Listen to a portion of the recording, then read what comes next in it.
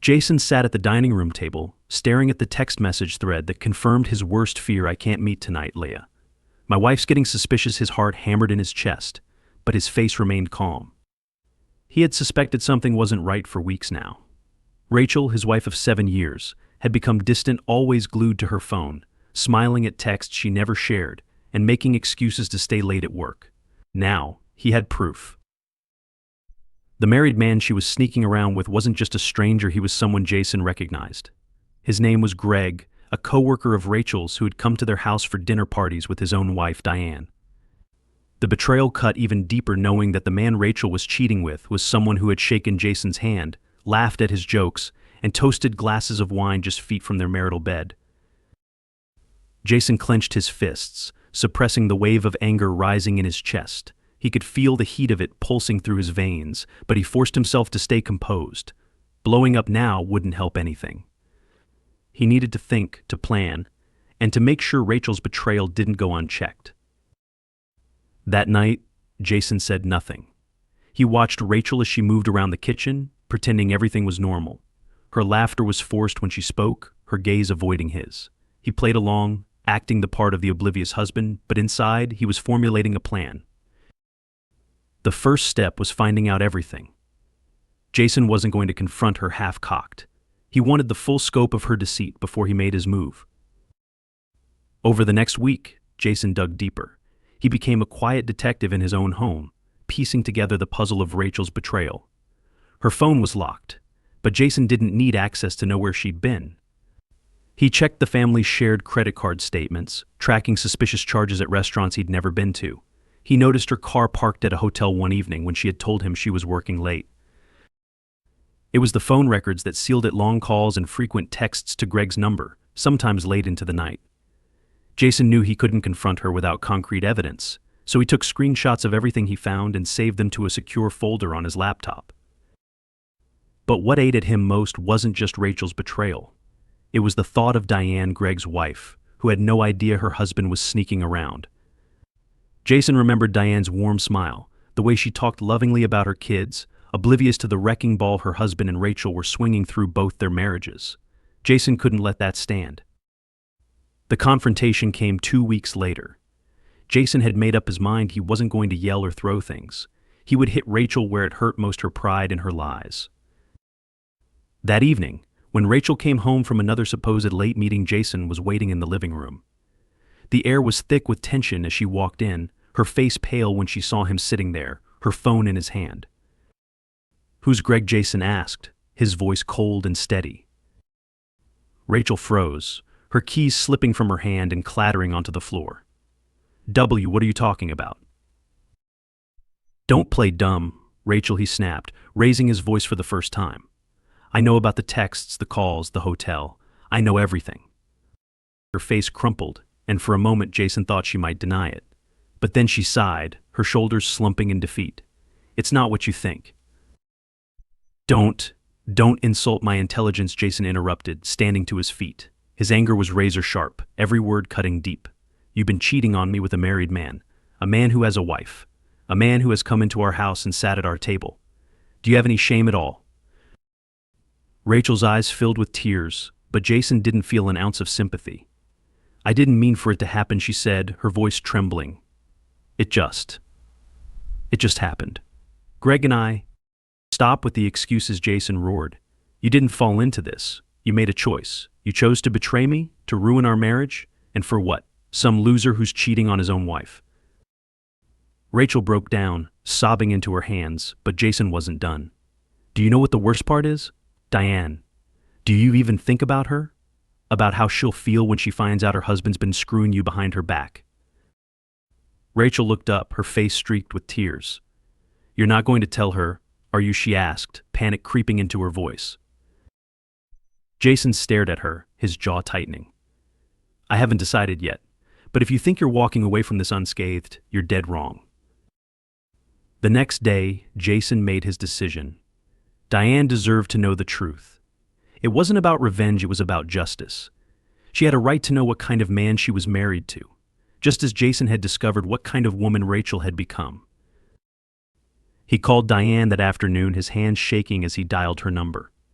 When she answered, her voice was warm and unsuspecting. "Hi, Jason. Everything okay?" "Not really," he said, his voice heavy with emotion. "Diane, I need to tell you something, and it's not going to be easy to hear. It's about Greg and Rachel." There was silence on the other end of the line, and then Diane's voice came back, small and hesitant. "What about them?" Jason took a deep breath and told her everything. The texts, the calls, the hotel. He didn't spare any details, wanting her to have the full truth. When he was done, Diane was silent for a long time. I can't believe this," she whispered. Her voice cracked, and Jason could hear her trying to hold back tears. "I knew something was off, but I didn't want to believe it. Thank you for telling me, Jason. I don't know what I'm going to do, but I'm glad I know the truth."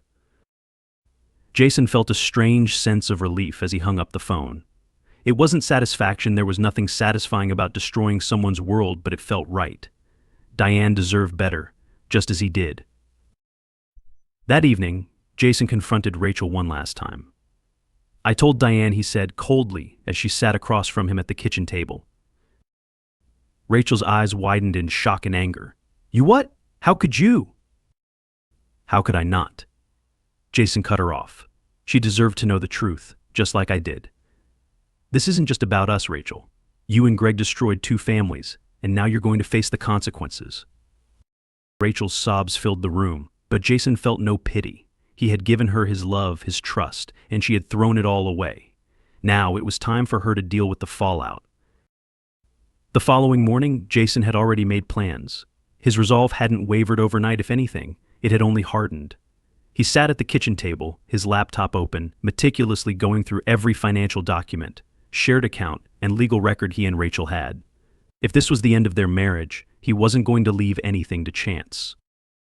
Rachel had barely spoken since the confrontation. She crept downstairs, her face pale and drawn, as though she hadn't slept. Jason didn't look up.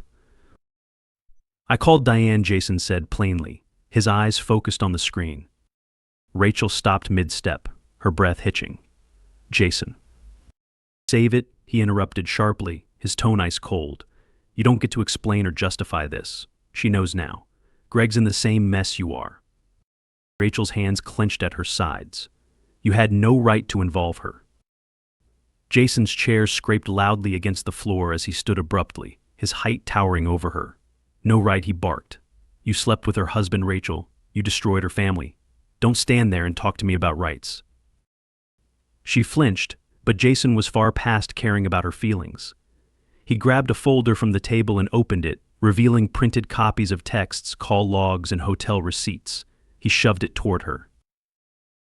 "Here's what's going to happen," he said, his voice lowered but no less menacing. "We're done.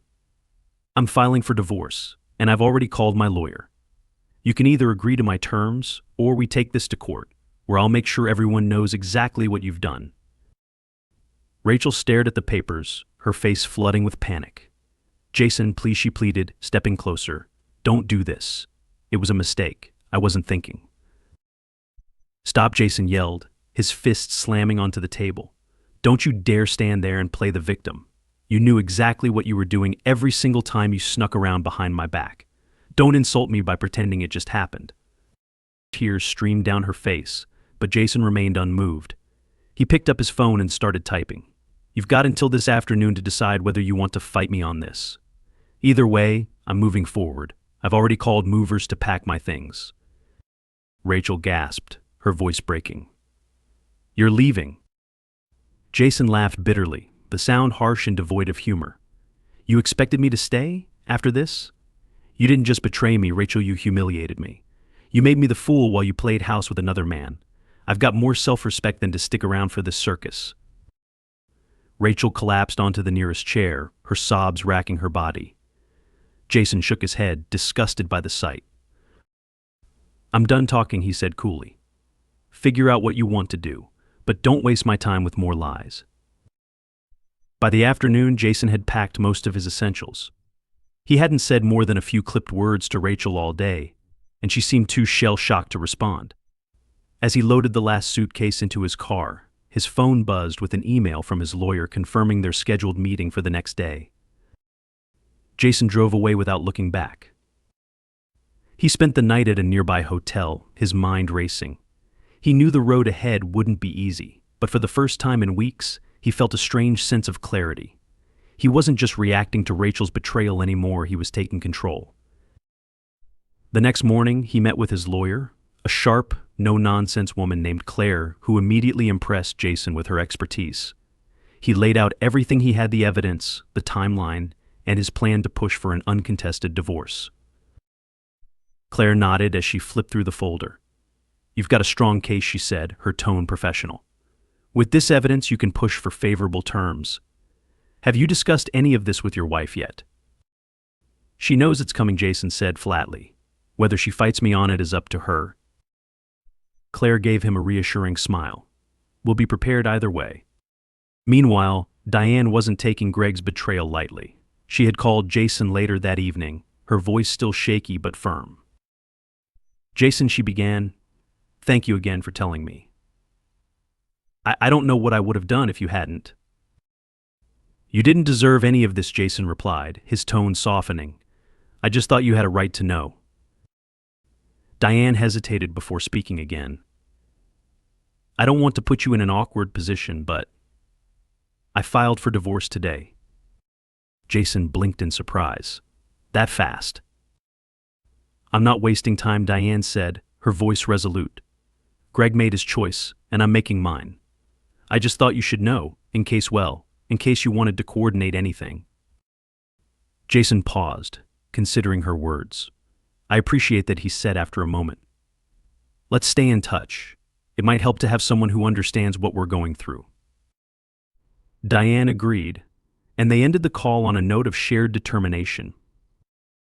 Rachel had been eerily quiet since Jason left. She sent a few apologetic texts, but Jason ignored them. He refused to engage with her until their legal matters were settled. Instead, he threw himself into work, focusing on rebuilding his life piece by piece. One evening, as he was reviewing some emails, his phone buzzed. It was a message from Diane. "Greg tried to come home tonight," she wrote. "I told him he could stay in a hotel. I don't think he thought I'd actually go through with this." Jason smirked at the irony. "They always think they won't face consequences," he replied. Diane responded quickly. "Exactly. But I'm done playing the fool. Thanks again for everything, Jason. It helps knowing I'm not alone in this." "You're not," Jason typed back. "We'll both come out stronger." The divorce proceedings moved faster than Jason anticipated. Rachel, perhaps realizing the futility of fighting, agreed to the terms Jason's lawyer proposed. By the end of the month, their marriage was legally over. Jason felt a bittersweet sense of relief as he signed the final papers in Claire's office. When he walked out, the weight on his shoulders felt just a little lighter. Rachel, on the other hand, had been left in shambles. Word of the affair had spread among their mutual friends, and she found herself ostracized from the social circles she once cherished. Greg's wife had left him too, and their once flirtatious connection fizzled under the pressure of their ruined lives. Jason didn't dwell on their fallout. He had no time for pity, not for Rachel, not for Greg. He was too busy building something better for himself. Jason sat in his newly leased apartment, the sound of city life humming faintly outside. The furniture was sparse but functional: a couch, a coffee table, and a bed frame he had assembled himself. It wasn't much, but it was his. He glanced at his phone, the screen lighting up with a message from Diane. They had stayed in touch, their conversation surprisingly therapeutic. She was handling her divorce as decisively as he'd handled his, and there was a strange solidarity in their shared experiences. Greg finally moved out, Diane's text read. "He's trying to spin the story to make himself look like the victim. Claims I was cold in our marriage. Unbelievable." Jason replied quickly. "Typical. They ruin everything, and then somehow it's everyone else's fault." Her response came seconds later. "Exactly. I'll spare you the gory details, but I'm just relieved it's over. How are things on your end?" Jason hesitated before typing back. "Quiet, thankfully. Rachel signed everything without a fight. She's been lying low since the news got out." Diane's response was immediate. "Good. She deserves to stew in it." Jason couldn't help but smirk. Diane's bluntness was refreshing, a far cry from the carefully worded platitudes he'd heard from mutual friends. Later that evening, Jason was unpacking a box of kitchen supplies when his phone buzzed again. This time, the name on the screen made his stomach tighten. Rachel. He stared at it for a moment before answering. "What do you want?" His voice was flat, devoid of warmth. There was a pause on the other end, followed by a shaky breath. "Jason, I just wanted to talk. Please, can we meet?" "No," Jason said firmly, setting down a mug with a loud thunk. "We have nothing to talk about." "Jason, please," Rachel begged. "I just need a chance to explain. To apologize." Jason's jaw clenched, his free hand balling into a fist. "You've had plenty of chances, Rachel. You didn't care about explaining or apologizing when you were sneaking around behind my back." "I made a mistake," she cried, her voice breaking. "I was stupid, and I ruined everything. But I miss you. I miss us." Jason laughed bitterly. "You miss what you destroyed? That's rich." "Can we just have coffee?" she pleaded. "One conversation, that's all I'm asking." Jason considered slamming the phone down but stopped himself. Something about her desperation felt off, like there was more to her request than she was letting on. Finally, he exhaled sharply. "Fine," he said. "One coffee. Tomorrow at noon. Public place." Rachel agreed quickly, as though afraid he might change his mind. The next day, Jason arrived at the cafe 15 minutes early. He wanted to be in control of the situation, to see her walk in and not the other way around. When Rachel arrived, she looked different, disheveled, her usually perfect hair tied back in a loose, messy bun. She sat across from him, her hands trembling as she clutched her coffee cup. Jason didn't bother with pleasantries. "What do you want, Rachel?" She flinched at his tone, but her eyes stayed locked on his. "I know I have no right to ask for anything. I know I ruined our marriage, but I need your help." Jason leaned back in his chair, crossing his arms. "Help? Are you kidding me?" "It's not what you think," she said quickly. "Greg, he turned on me. He's blaming everything on me. He said I convinced him to cheat, that I pressured him." Jason cut her off with a sharp laugh. "You expect me to care? You were both liars. You deserve each other." Rachel shook her head frantically. "You don't understand. His wife Diane, she's going after him in the divorce, and he's trying to drag me down with him. He's throwing everything at me, Jason. Lies, accusations. I'm scared." Jason's face darkened, his anger simmering just below the surface. "You're scared? You should have thought about that before you slept with a married man." "I know," Rachel cried, her voice rising. "I know I screwed up. But I'm losing everything. People at work found out, and I might lose my job. Greg's trying to ruin me. Please, Jason. I don't know what to do." Jason stared at her for a long moment, his expression unreadable. Then he leaned forward, his voice low and venomous. "You think I'm going to save you? After what you did? You're on your own, Rachel. Whatever happens to you, you brought it on yourself." Rachel's face crumpled, tears spilling down her cheeks. Jason stood abruptly, tossing a few bills on the table to cover his coffee. "Good luck cleaning up your mess," he said coldly before walking out. Jason felt a strange mixture of anger and satisfaction as he left the cafe. Rachel's desperation was a stark contrast to the confident, deceitful woman who had betrayed him. She had broken trust, torn apart their marriage, and now she was facing the consequences. That evening, Diane called him, her voice tinged with frustration. "Guess what Greg did now?" Jason sighed, settling onto his couch. "What?" "He's trying to fight me on everything she said, claiming he shouldn't have to pay alimony because I neglected him. It's laughable." Jason shook his head. "They're all the same, aren't they? Never their fault." Diane chuckled bitterly. "Exactly. I'm not letting him get away with it, though. My lawyer's already tearing his arguments apart." Jason smiled faintly. "Good. He deserves it." There was a pause before Diane spoke again, her tone softer. "How are you holding up?" "Better," Jason admitted. "Rachel tried to pull me back into her drama today. Claimed Greg's ruining her life." "She's got nerve," Diane said flatly. "Yeah," Jason agreed. "But it's not my problem anymore." For the first time in weeks, Jason felt a sense of peace. He wasn't just reacting to the chaos Rachel had caused, he was moving forward, leaving her and the wreckage of their marriage behind. Jason hadn't expected to see Greg again, but life had a way of throwing curveballs when you least wanted them. He was sitting at a bar after work, unwinding with a drink, when Greg walked in. Their eyes met briefly, and Jason immediately looked away, hoping the man would take the hint. He didn't. And Greg approached the bar, sliding onto the stool next to Jason. "Hey," he said, his tone cautious. Jason didn't even glance his way. "Don't." Greg sighed, folding his arms on the counter.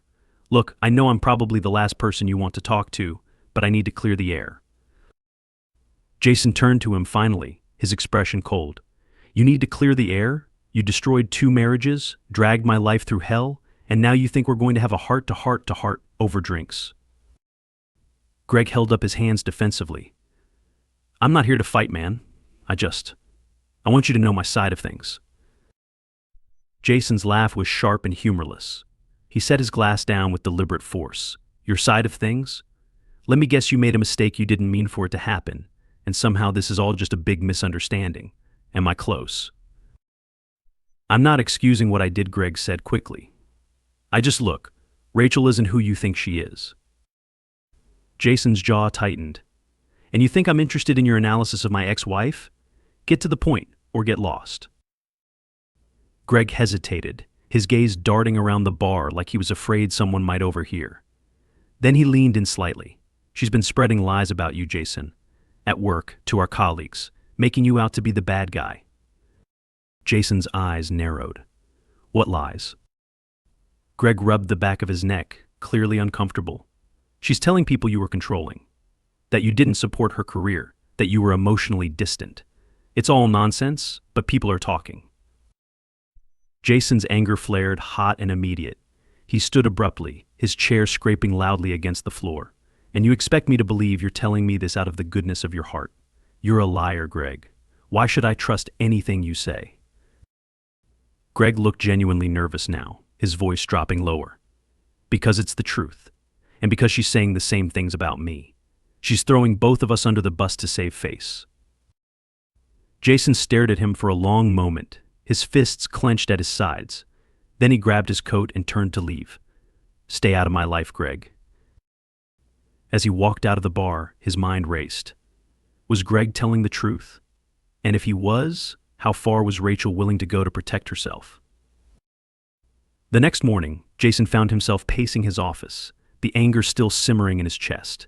He couldn't ignore what Greg had said, even if he despised the man. If Rachel was actively trying to smear his reputation, he needed to shut it down. His phone buzzed, pulling him from his thoughts. It was a text from Diane. "Can we meet for lunch? Something's come up."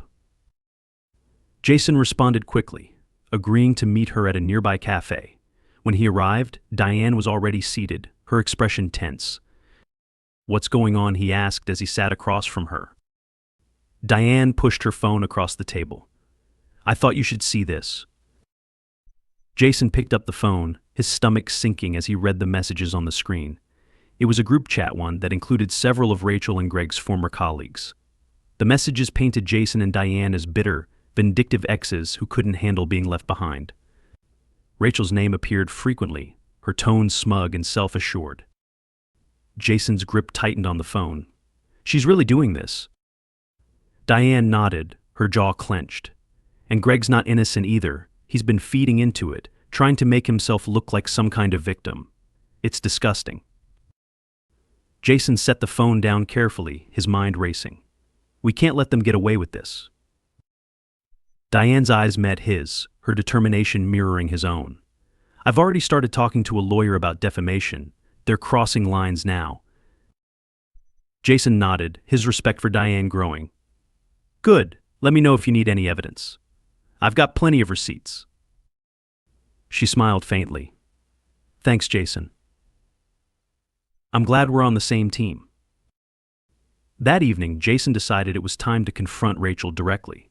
He wasn't going to let her spread lies without facing the consequences. He called her, his tone sharp and to the point. "We need to talk. Now." Rachel sounded hesitant. Jason, I don't think. I'm not asking, he snapped. Meet me at the park in 30 minutes. Rachel sighed audibly but agreed. When Jason arrived, she was already there, sitting on a bench and fidgeting nervously. He wasted no time, striding up to her with a look that made her shrink back. What the hell are you doing? He demanded, his voice low but furious. You think I wouldn't find out about the lies you've been spreading? Rachel's eyes widened in shock. Jason, Save it, he interrupted sharply. You've been running your mouth to anyone who'll listen, painting yourself as the victim.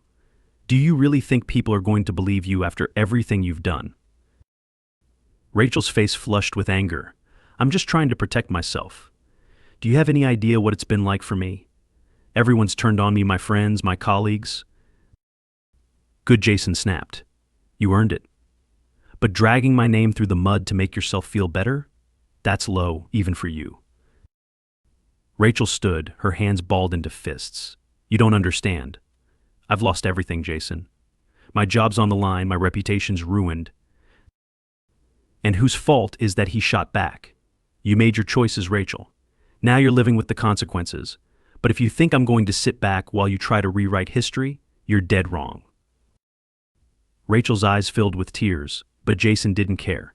He turned and walked away, leaving her standing alone in the fading light. The next few weeks were a whirlwind of legal meetings and damage control. Diane followed through on her defamation case, and Jason provided all the evidence he could to support her. The group chat messages, coupled with Rachel and Greg's increasingly erratic behavior, made their case airtight. In the end, Diane and Jason came out on top. The court sided with them, and Rachel and Greg were forced to issue public apologies. Their reputations, already tarnished, were now irreparably damaged. Jason felt a sense of closure as he watched the fallout unfold. For the first time in months, he felt like he could breathe again. He had fought for his dignity, his truth, and he had won.